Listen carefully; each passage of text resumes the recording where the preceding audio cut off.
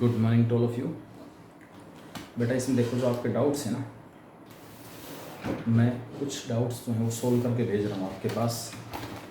जो मैंने भेजे थे उसमें से मैक्सिमम आपके डाउट्स हैं। 10-12 क्वेश्चन 20 क्वेश्चन टोटल थे एपी के, जिसमें से मान के चलें 3, 6, 7 और 13 आपके डाउट हैं। 20 में से 13 आपके डाउट हैं, ठीक है। तो मैं सोल्व कर रहा हूँ उसमें से। सबसे पहले फिफ्थ हमारे पास, इसमें फिफ्थ क्वेश्चन दिया हुआ है 20th टर्म। क्वेश्चन नंबर 5 है 20th term of the series दी हुई हमें। क्या है series? 2 besides 1/2 plus 1 besides 7/13 plus 1 besides 1/9 plus 20/23 and so. ये कह रहा है इस सीरीज की 20वीं टर्म निकालो, 20वीं टर्म, ठीक है। तो हमें ये पता हो इस सीरीज में जो टर्म्स हैं वो एपी में हैं, जीपी में हैं, क्या कुछ है। तो पहले देखते हैं कि एपी या जीपी है। पहली टर्म होगी 5/2, 13 और 7 20/13, 10/9 20/23। ना एपी ना जीपी, इसमें से इसको घटाओगे, इसमें से इसको घटाओगे तो टर्म्स जो दिखाई दे रही हैं neither are in AP nor in GP. Terms are neither in AP nor in GP. Terms जो है वो ना तो एपी में ना एचपी में, जीपी में। एक और ऑप्शन बचता है, अगर इन टर्म्स का रेसिप्रोकल एपी में हो तो ये टर्म एचपी में हो जाएंगे। रेसिप्रोकल और लिख के देख लेता हूँ। Reciprocal of terms, reciprocal of terms of above series.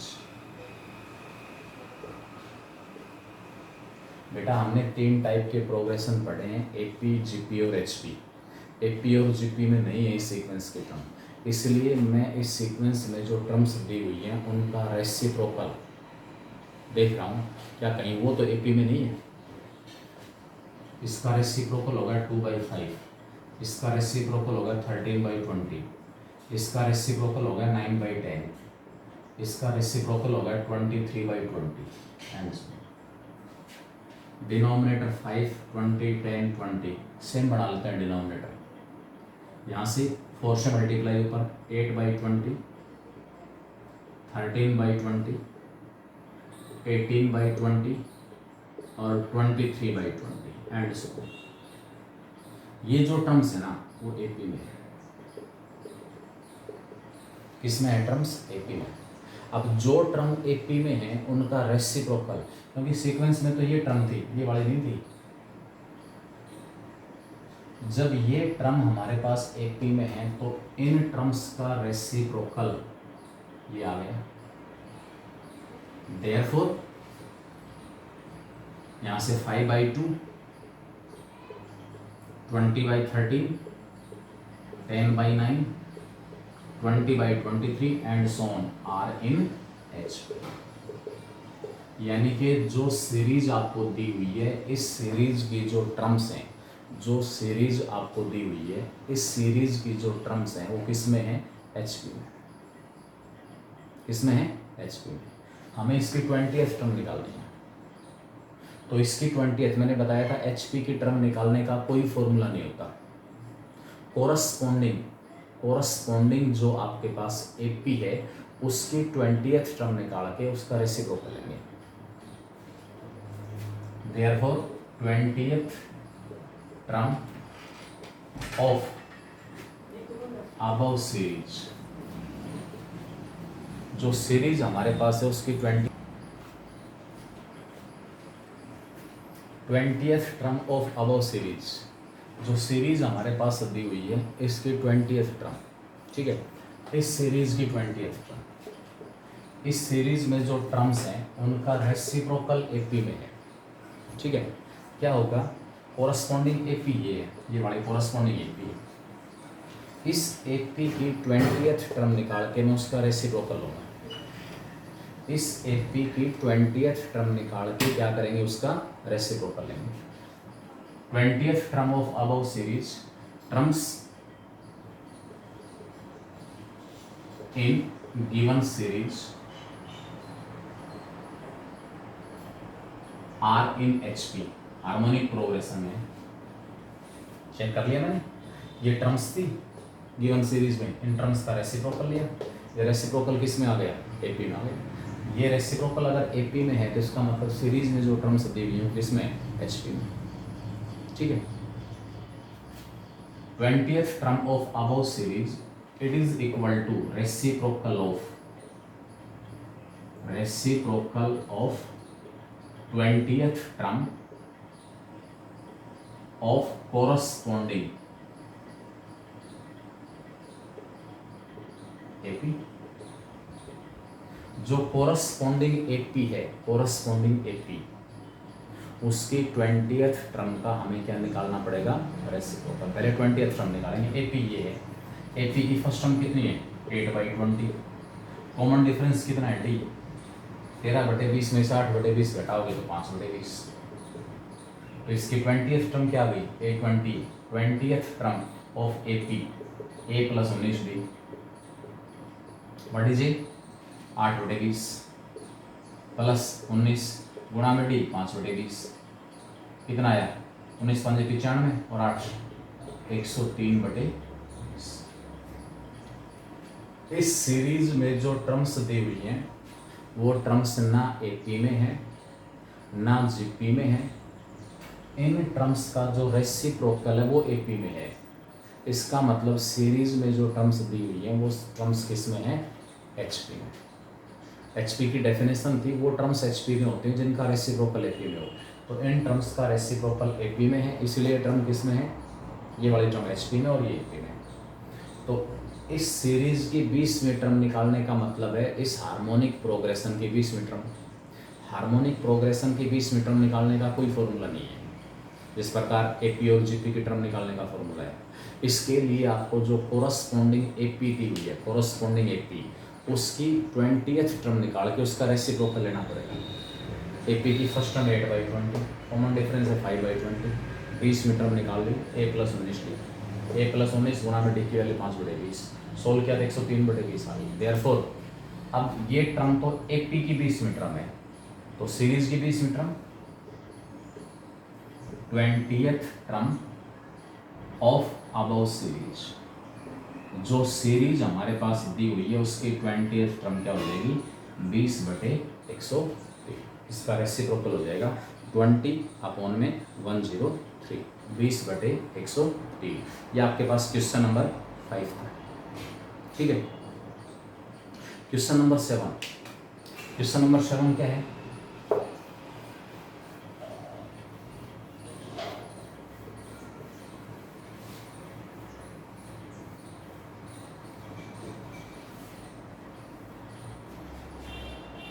Degree of the expression, degree of the expression क्या दी हुई expression, 1 + x, 1 + x raised to power 5, 1 + x, 1 + x raised to power 5, 6, 1 + x raised to power 11 and so on. Last term दी हुई है 1 + x raised to power 101। इसका मतलब क्या है, क्या पूछ रहा है क्वेश्चन में आपसे, degree of the expression, degree of the expression. Degree का मतलब क्या है कि जब इन सबको मल्टीप्लाई किया जाए तो x की हाईएस्ट पावर क्या होगी। अगर इन सभी फैक्टर्स को मल्टीप्लाई करूंगा तो जो x की हाईएस्ट पावर है वो क्या कहलाएगी, इसकी डिग्री कहलाएगी। डिग्री का मतलब क्या है, इस प्रोडक्ट में x की हाईएस्ट पावर। अगर आप 3 लीनियर फैक्टर मल्टीप्लाई करोगे ना, 3 linear factor x + a, x + b और x + c, अगर मैं इन तीनों को मल्टीप्लाई कर रहा हूँ तो मेरे पास हाईएस्ट जो पावर यानी कि इस फैक्टर की जो डिग्री बनेगी, डिग्री, वो डिग्री क्या होगी, पावर 1 यहाँ से 1 यहाँ से 1 यहाँ से, 1 + 1 + 1 इक्वल टू कितनी आएगी। जितने भी फैक्टर मल्टीप्लाई हैं उनमें x की जो हाईएस्ट पावर है वो सारी की सारी पावर्स आपस में ऐड हो जाएंगी। पावर्स को क्या करेंगे, ऐड, वो आपके पास हाईएस्ट पावर बन जाएगी इस एक्सप्रेशन के अंदर x की।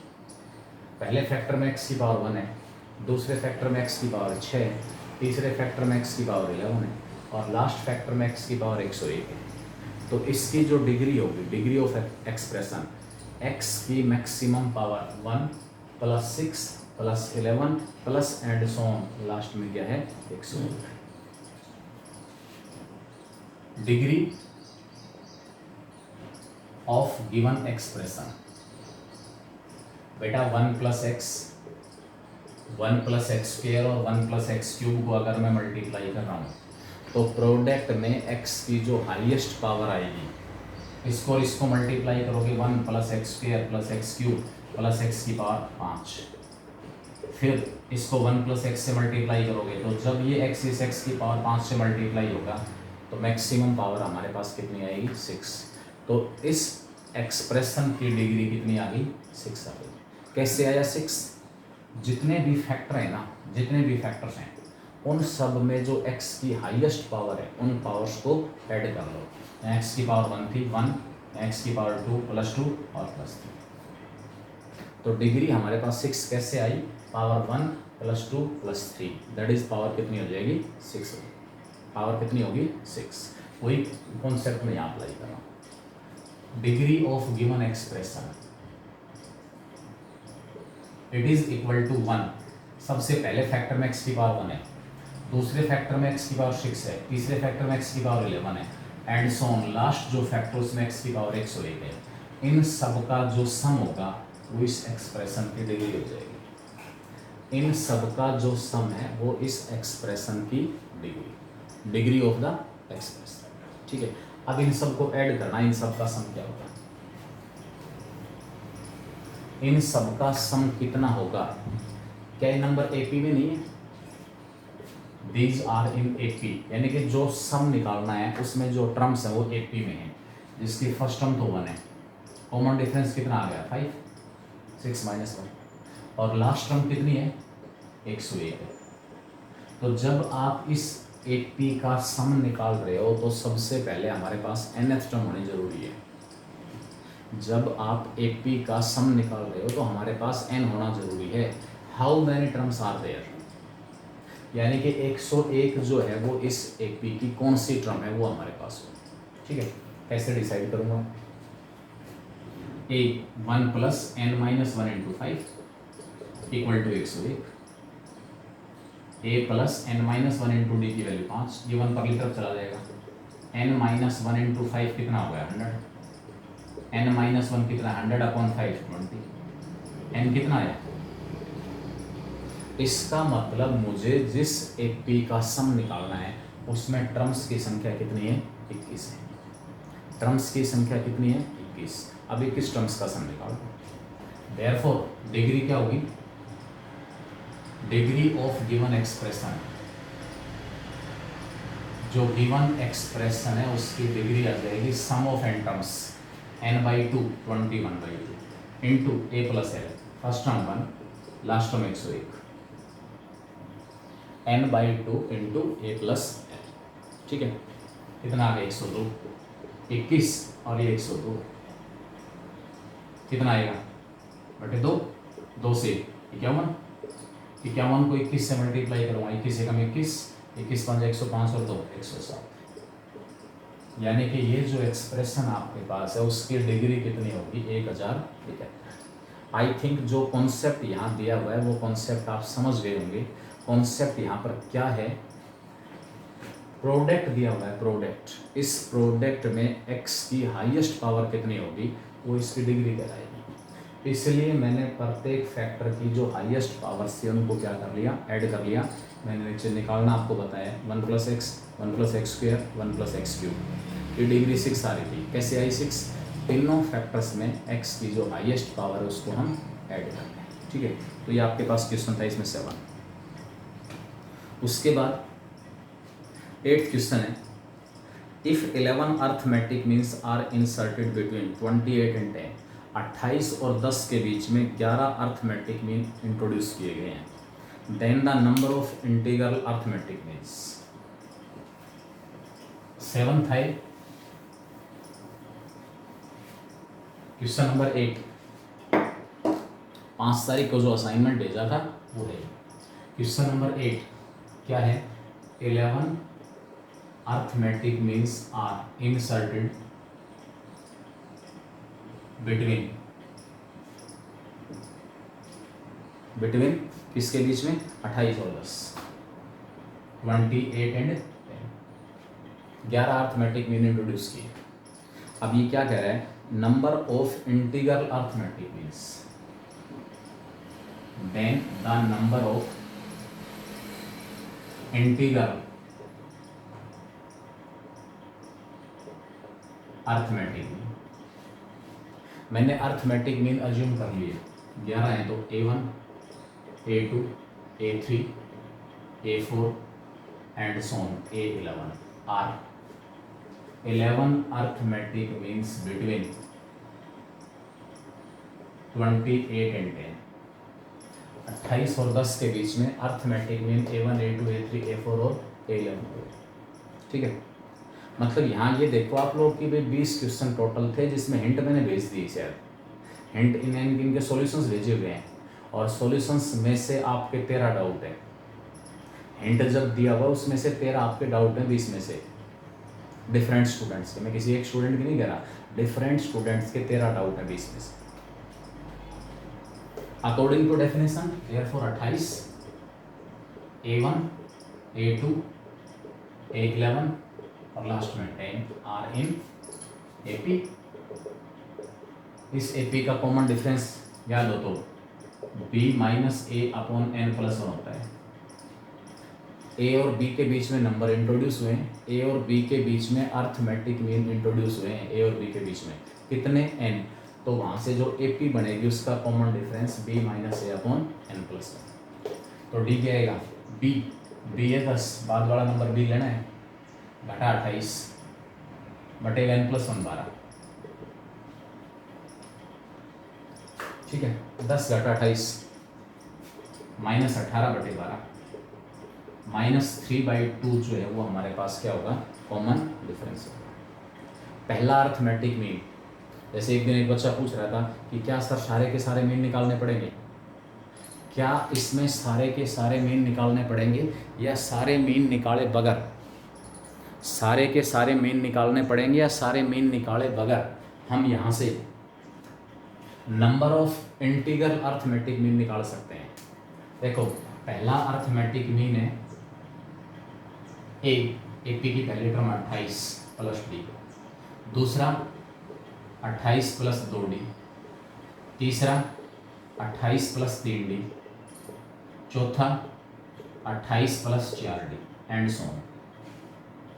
आपसे पूछ रहा है नंबर ऑफ इंटीग्रल। इंटीग्रल का मतलब है जो इंटीजर है, इंटीग्रल का मतलब जो इंटीजर है वो अर्थमेटिक मीन कौन कौन से हैं? अरे इनमें से जिस अर्थमेटिक मीन की वैल्यू इंटीजर आ रही है वो कितने हैं, ये पूछा है हमसे। 28 D की वैल्यू -3/2, इंटीजर नहीं है, इंटीजर नहीं है। 28 प्लस में 2 गुणा में D की वैल्यू -3/2 25 आ गया, पहला इंटीजर है। जहाँ D का मल्टीपल इवन होगा, इवन, वो सारे इंटीजर मिलेंगे, इंटीजर अर्थमेटिक मीन। यहाँ भी इंटीजर नहीं आएगा। 28 प्लस में 3 गुणा में -3/2 इंटीजर नहीं है। 28 प्लस 4 गुणा में -3/2 28 घटा 6 22, ये इंटीजर है। तो इंटीजर अर्थमेटिक मीन एक तो दूसरा, फिर चौथा, फिर छठा।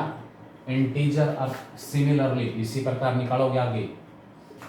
इंटीग्रल जो अर्थमेटिक मीन्स हैं विल बी कौन कौन से होंगे?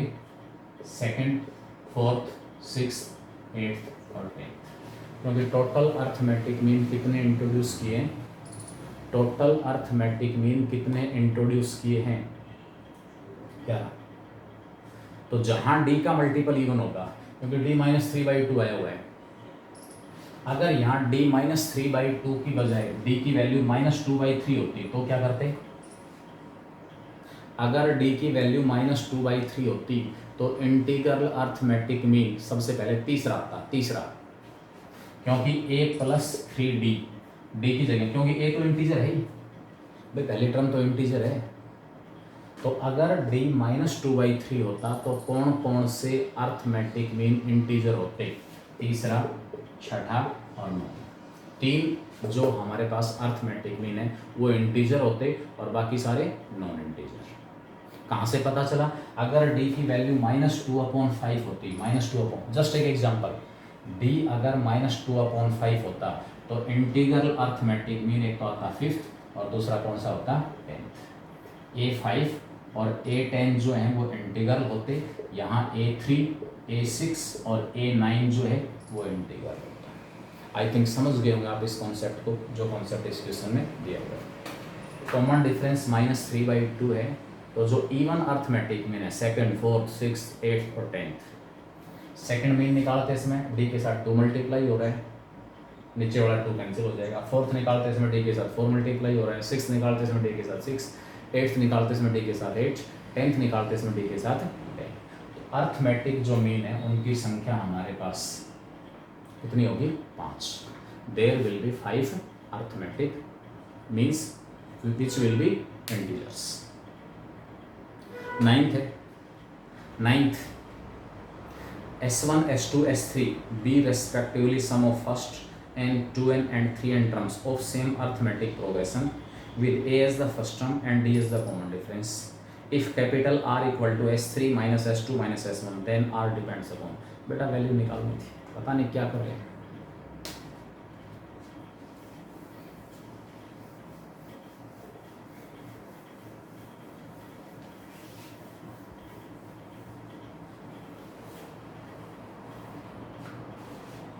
S1, S2, S3, S1 जो है sum of n terms, sum of n terms, S2 sum of 2 n terms and S3 sum of 3 n terms. N terms का सम S1, 2 एंट्रम्स का सम S2, 3 एंट्रम्स का सम S3 of MAP whose first term is A and common difference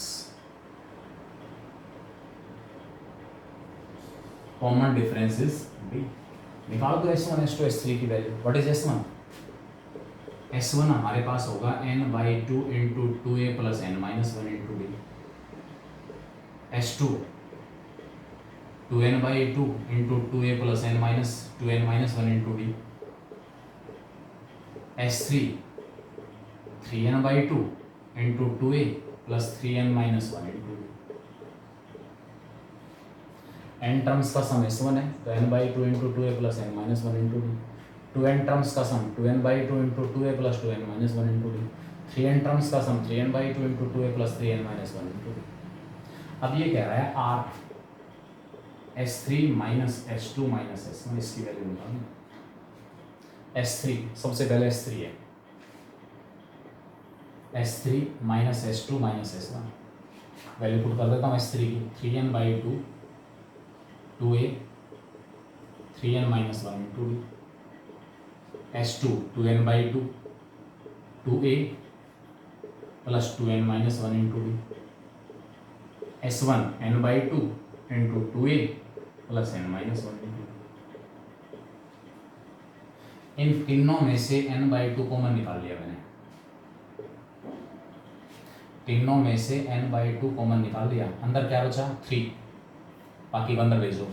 ये जो यहाँ 3 बचेगा उसको अंदर मल्टीप्लाई कर रहा हूँ 6a plus 3 into 3n-1 into d। ये n/2 कॉमन गया, यहाँ बचा माइनस का 2, -2 into 2a plus 2n-1 into d। और लास्ट में n/2 कॉमन गया तो माइनस का 2a और माइनस का n-1 इंटू d। ये ब्रैकेट भी खोल दो, -2 को अंदर मल्टीप्लाई करोगे क्या हो जाएगा, -4a, और यहाँ पर क्या आ जाएगा, -2 टाइम्स ऑफ दिस। ए वाली टर्म इकट्ठी कर लो, डी वाली टर्म इकट्ठी कर लो, ए वाली टर्म इकट्ठी करो, डी वाली टर्म इकट्ठी करो, 6a -4a -2a, पता ए वाली टर्म खत्म हो गई। तो एक तो अंदाज़ा लग गया मुझे कि ये जो कैपिटल आर है वो ए के ऊपर डिपेंड नहीं करेगा, क्योंकि एक इसमें बचा ही नहीं, एक तो इसमें बचा ही नहीं, इसलिए ये ए के ऊपर डिपेंड नहीं करेगा। तो किस किस के ऊपर डिपेंड करेगा, और देख लेते हैं, हो सकता है डी वाली टर्म भी कैंसिल हो रही हो, डी वाली टर्म कैंसिल होगी नहीं वैसे, n/2 एच डी बार। इन तीनों टर्म्स में से मैंने डी कॉमन निकाल लिया, डी अंदर क्या बचा, 9n - 3, डी कॉमन गया, 3 को अंदर मल्टीप्लाई करूँगा 9n - 3, ये डी कॉमन गया है, -2 को 2n से -4n, -2 को -1 से +2, और यहाँ से डी कॉमन जाएगा तो -n और +2, n/2 into D, 9n - 4n -n -5n 4n, 9n में से 5n घटा दिया, 4n घटा 3 जमा 2 जमा 1, पता ये बचा, 2 से 2 भी आ गया, तो आंसर कितना है ऊपर, 2n² डी। इसकी जो वैल्यू है वो कितनी आ रही है, 2n² डी आ रही है, 2n² डी। इसका मतलब ये किस के ऊपर डिपेंड कर रहा है, n के ऊपर भी डिपेंड कर रहा है और डी के ऊपर भी डिपेंड कर रहा है, ए के ऊपर डिपेंड नहीं करेगा। तो हमारे पास जो इसमें आंसर होगा, आर डिपेंड्स ऑन किसके ऊपर डिपेंड कर रहा है, एन और डी के ऊपर डिपेंड कर रहा है, ए के ऊपर डिपेंड नहीं कर रहा। तो हमारे पास R depends on D and N, option जो बी है वो इसका करेक्ट हो जाएगा, जो ऑप्शन बी है वो करेक्ट होगा। ठीक है, तो ये क्वेश्चन आपके पास था। इसके अंदर क्वेश्चन नंबर 9, कौन सा क्वेश्चन था, 9। ठीक है, इसके बाद है क्वेश्चन नंबर 10 दिया हुआ है, 3 positive real numbers A B and C are in AP. 3 positive real numbers हैं ए बी और सी एपी में है, 3 positive real numbers A B और सी एपी में हैं। ए बी सी 4 है, ए बी सी कितना है 4, then the minimum value of B is,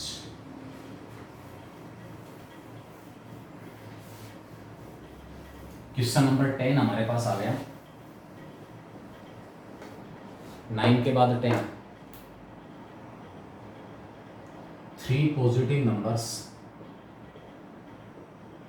3 positive numbers A B and C are in AP. तीनों number positive हैं, AP में, and A into B into C जो है 4 है। A B C की value कितनी दी हुई है 4। तो हमें क्या करना है, मिनिमम वैल्यू ऑफ बी निकालनी है, मिनिमम वैल्यू ऑफ बी की जो मिनिमम वैल्यू है वो कितनी होगी। कॉन्सेप्ट मैं इसमें यूज कर रहा हूं, concept used arithmetic mean greater then और इक्वल टू ज्योमेट्रिक। तीनों नंबर एक पी में है, इसका मतलब क्या हुआ, 2b जो है वो a प्लस सी के इक्वल होता है। a और c का जो सम है वो 2b के इक्वल आएगा, a और c का जो सम है वो किसके इक्वल आएगा, 2b। इसमें जो हिंट आपको दिया हुआ है ना सॉल्यूशंस में, वो थोड़ा सा कॉम्प्लिकेटेड, उसको मत लेना, मैं जो करवा रहा हूँ उसके अकॉर्डिंग निकाल रहा हूँ। 3 पॉजिटिव नंबर है मेरे पास a b और c, इनका arithmetic mean a plus B plus C upon 3, a plus B plus C upon 3 greater than equal to geometric mean तीनों के प्रोडक्ट की पावर 1/3। लेकिन हमें तो मिनिमम वैल्यू बी की निकालनी है, हमें मिनिमम वैल्यू किसकी निकालनी है, बी की। क्या करूं, यहाँ से ए और सी को एलिमिनेट कर दूंगा। ए बी सी की वैल्यू है मेरे पास 4, इस ए और सी का जो सम है वो मैंने कितना पुट कर लिया, 2b। ए प्लस सी की जगह 2b रखा, 1 टाइम्स ऑफ बी ये रहा 3b हो गया upon 3 greater than equal to इसकी वैल्यू 4 पुट कर दी, 4 की पावर 1/3। 2b प्लस बी ऊपर 3b, 3b अपॉन 3, 3 से 3 cancel, b greater than equal to 4 को लिख लिया 2 की पावर 2 सारे की पावर 1/3, b ग्रेटर देन और इक्वल टू 2 की power 2/3, b greater than or equal to 2 raised to power 2/3, therefore minimum value of b, minimum value of b जो है वो हमारे पास कितना आ गया 2 raised to power 2/3, minimum value of b will be 2 raised to power 2/3, ठीक है। ये आपके पास क्वेश्चन था, क्वेश्चन नंबर 10, क्वेश्चन नंबर 10। अब हम बात करते हैं क्वेश्चन नंबर 11 की। Question number 11, first second and middle term of an APR A B and C, first second and middle term of an APR A B and C। बेटा यहाँ पर एक ही कॉन्सेप्ट यूज किया, 3 नंबर A B और C है, उनका product दिया हुआ है। मिनिमम की जहाँ बात आ जाए ना, वहाँ तो ये कॉन्सेप्ट अप्लाई करके जरूर देखें। मैंने 3 नंबर लिए A B और C, इन तीनों का sum upon 3 arithmetic mean greater than equal to product की पावर 1/3, क्योंकि मैं A और C का जो सम है उसकी जगह 2 भी रख दूंगा, तो इस A और C की जो सम है उसकी जगह 2b + b 3b, 3 से नीचे वाला 3 cancel, b greater than equal to.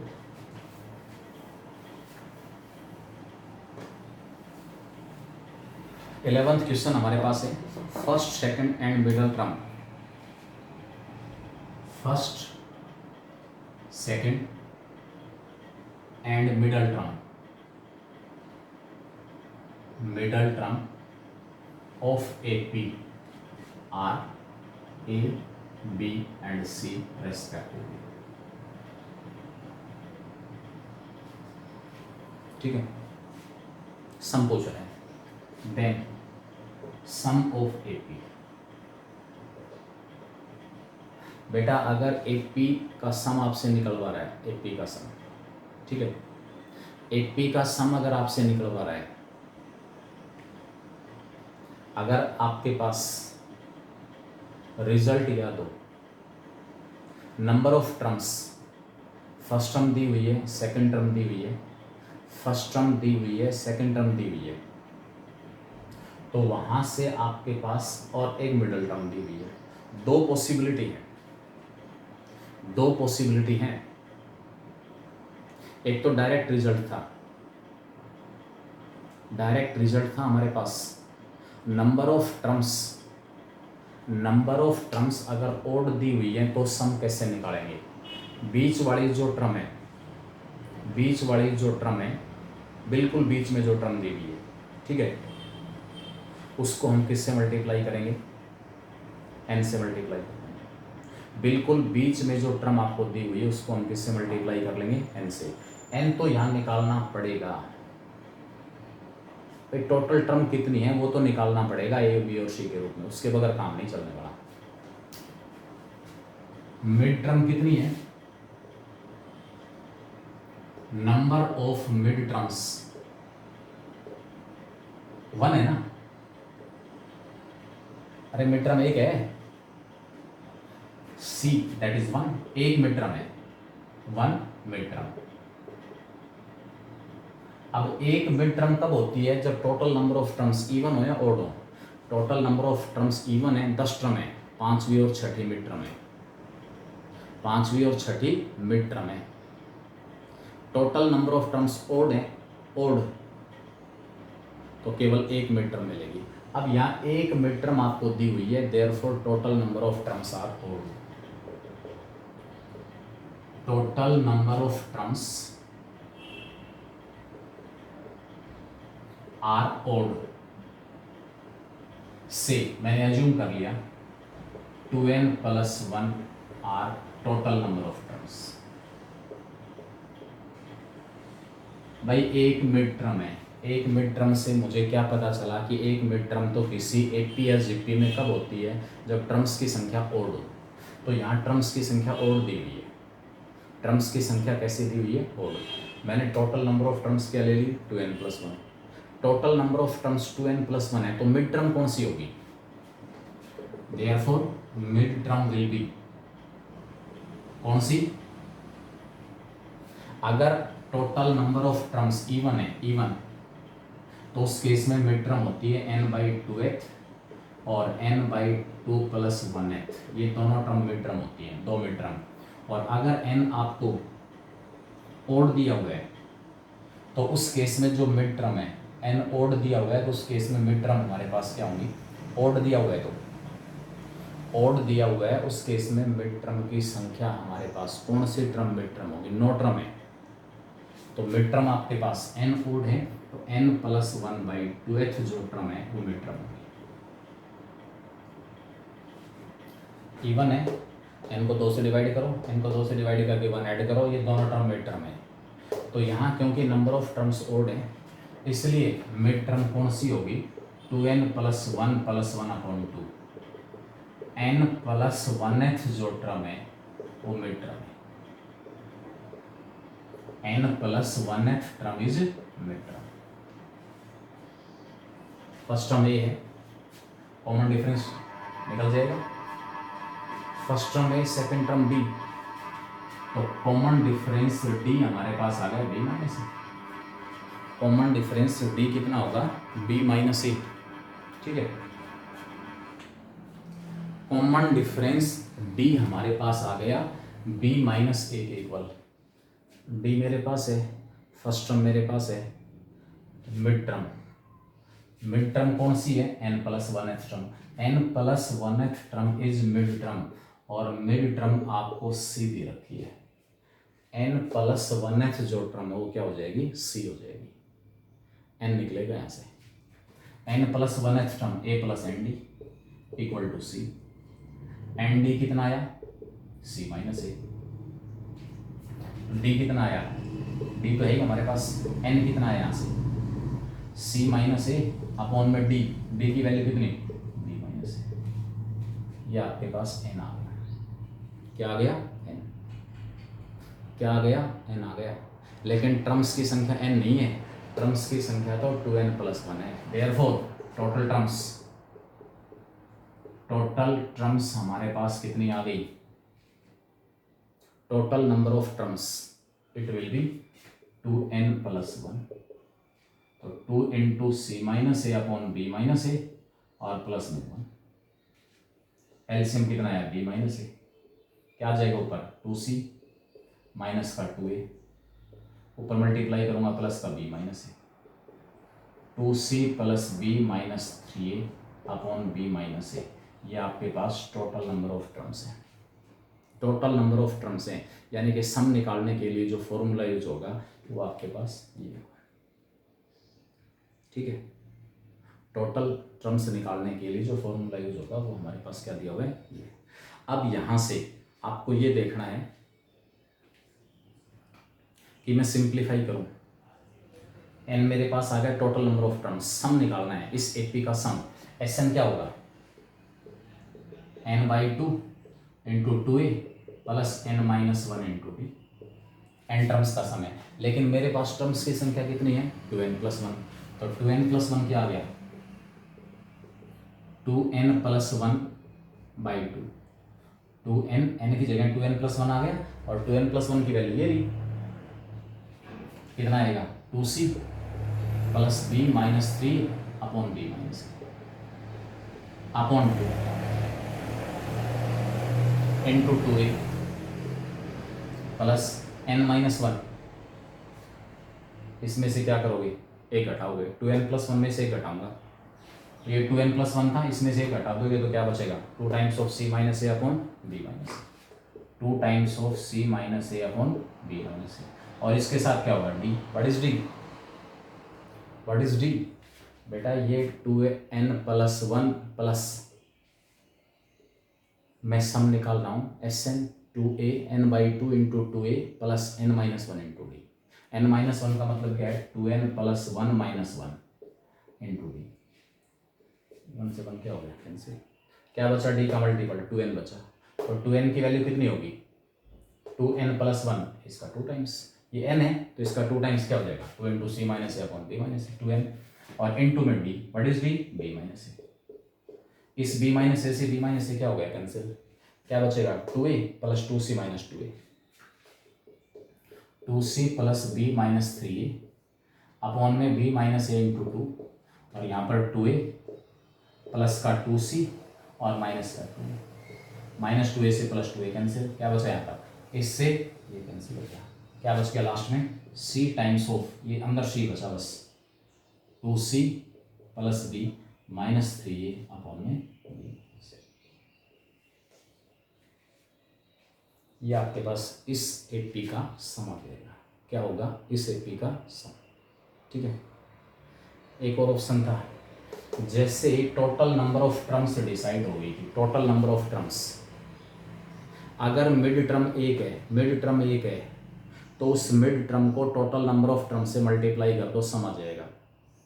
बताया था मैंने, एपी के अंदर टर्म्स की संख्या अगर आपको ओड दी हुई है तो उसका सम कैसे निकालें, मिड टर्म को टोटल नंबर ऑफ टर्म से क्या कर दो, मल्टीप्लाई। मिड टर्म को टोटल नंबर ऑफ टर्म से क्या करो, मल्टीप्लाई। मिड टर्म कौन है, सी, टोटल नंबर ऑफ टर्म्स ये है, टोटल नंबर ऑफ टर्म्स थी 2n+1 जिसकी वैल्यू ये आ रही है। तो जब मैं इसको c से मल्टीप्लाई करूंगा, that is 2c plus b minus 3a upon में b माइनस a, इसको मैंने c से मल्टीप्लाई कर दिया तो मेरे पास यही आएगा। ऊपर क्या दिया हुआ था, 2c प्लस b माइनस 3, उल्टा नहीं लिख दिया, ये 2c था यहाँ पर, 2 भी गलत लिख दिया, 2c था, 2c प्लस में b minus 3 upon b minus into C. तो रिजल्ट याद रखो, अगर मिड टर्म आपको दी हुई है तो वहाँ से उस एपी का सम निकालना है, तो कैसे निकलेगा, उस मिड टर्म को नंबर ऑफ टर्म से मल्टीप्लाई कर दो। तो यहाँ ये सम निकालने की भी ज़रूरत नहीं थी, अगर आपको ये पता लग जाए कि टोटल टर्म्स कितनी है, टोटल टर्म्स ये है, इसको मिड टर्म सी है, इसको मैं सी से क्या करूँगा, मल्टीप्लाई करूँगा, तो मेरे पास क्या आ जाएगा, सम आ जाएगा। तो इसके अकॉर्डिंग देख लेना आपके पास जो आंसर है वो कौन सा जाएगा। ठीक है, इसको फर्दर सिंप्लीफाई करेंगे, सोल्व कर लेना, जो भी आंसर दिया होगा वो आपका इसमें आंसर हो जाएगा। तो ये बेटा इसमें 11th क्वेश्चन था, 11th क्वेश्चन। ठीक है।